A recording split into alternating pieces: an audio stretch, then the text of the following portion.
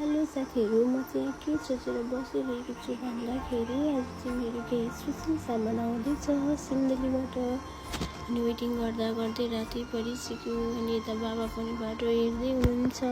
बाटो हेर्दा हेर्दै मेरो हस्बेन्डले सामान लिएर आइसकेको छ।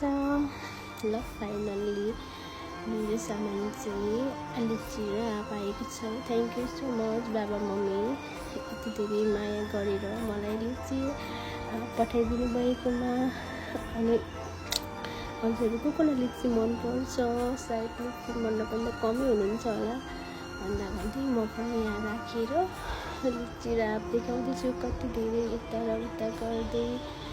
अनिखेर म चाहिँ राख्दा एउटा खाना मन लाग्यो। अनि म अलिअलि चुलेर खाइ पनि हालेँ। लिची चाहिँ एकदम गुलियो थियो, मिठो थियो, दामी। ल साथीहरू, म चाहिँ यहाँ लिची खाइछु। हजुरहरू पनि खानु होला है त।